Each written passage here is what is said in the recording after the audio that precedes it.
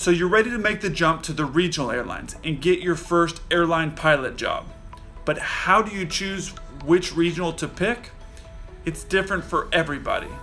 In this video, I talk about the 3 most important factors to consider when you're choosing your regional airline pilot job. Coming up.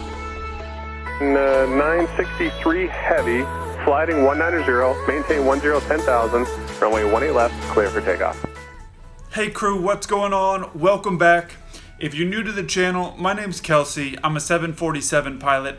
In this video, I'm talking about regional airlines and how to pick the best one for you, because it is different for everyone as far as for what their goals are, where they want to go in their career. So let's get into it. There's a lot of different regionals out there. You have Mesa Airlines, Endeavor Airlines, PSA, GoJet Airlines, Air Wisconsin, Commute Air. The list goes on and on. So how to figure which one is best for you can get a little bit overwhelming.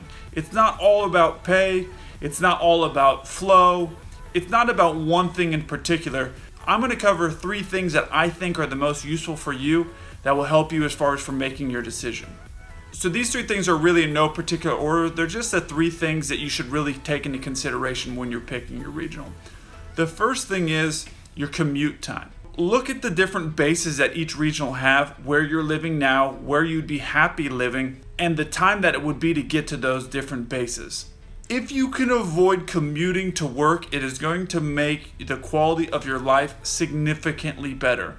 And when I say commuting, I mean jump seating or catching a flight to go to work. If you have to drive an hour, that is going to beat catching a flight. And the reason is because you don't necessarily know what flight you're going to get. You may have to go in a day early. You may have to stay an extra day at your base. When you finish a trip late at night, if you finish 11 o'clock at night, there may not be a flight home. So finding one that's driving distance from a place that you either are living now or would want to live is what I think would be the most important factor. Because if you can drive to work, it is going to greatly improve your quality of life when you're at the regionals. So the second factor is pay. Obviously, pay is going to be a factor. More or less, most regionals are going to end up paying something similar. One may have a higher hourly wage, the other may have a bonus. There's a lot of different things to consider when it comes into pay. Don't just look at this airline is paying the most second year hourly pay, so I'm going to choose that one. It's not always just that hourly pay that's going to be the factor in it. You might have bonuses or different things. Keep in mind that if they're paying a bonus, that bonus could go away. So you could get a bonus that says, hey, in 3 years you're going to get this amount of money. Well, things could change and that bonus could go away. The regionals are competing against each other to get you to come to that regional. So one might have a little bit more pay. The other may have another benefit like paid for hotels or other things to factor in there. But your take-home pay is going to be similar at most of the regionals. Some are not paying that great. Others are paying a little bit better. But that's the other thing to keep in mind. What is the pay when you're factoring in everything? The third thing that I think is really important to consider is your upgrade time. How quickly can you upgrade, and how quickly can you upgrade in that base that you're picking? So you'll have bases that are going to be a senior base or a junior base. What that means is essentially the seniority of the people that have been at that airline and where they are. So you could have a base that's a junior base. So for example, you could say this airline has Miami as a junior base.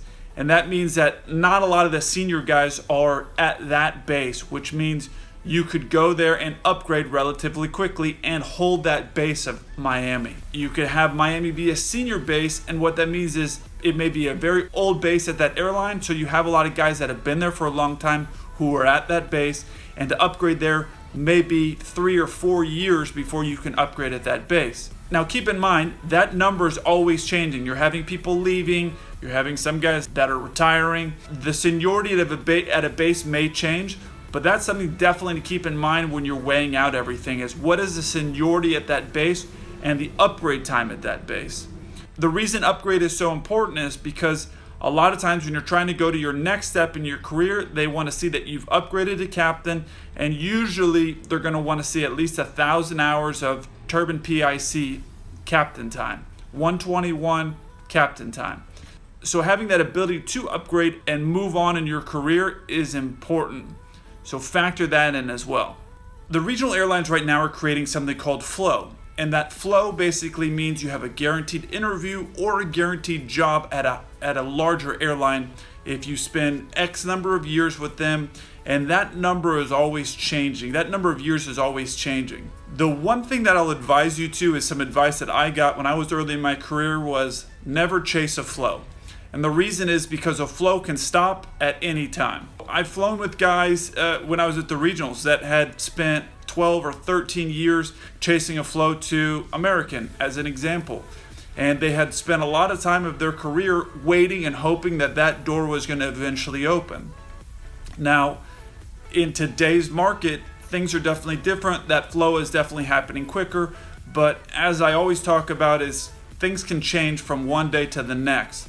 So flow is definitely something to consider, but don't go into it based on the idea that, hey, no matter what, this job is definitely going to happen for me. In 2 years, I'm going to have this job at this place.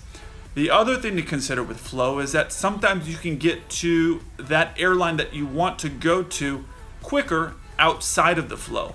As an example, you'll have a regional airline that will have a flow to Airline X. And as part of getting that flow to Airline X, you have to spend 2 years at that regional airline, and then you're qualified to get an interview with Airline X.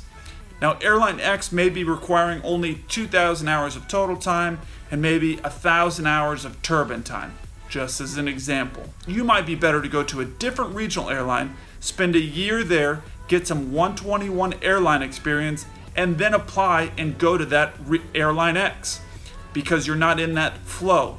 Alright crew, that wraps up my opinion of what I think the most important things to factor in when you're choosing your regional airline job is.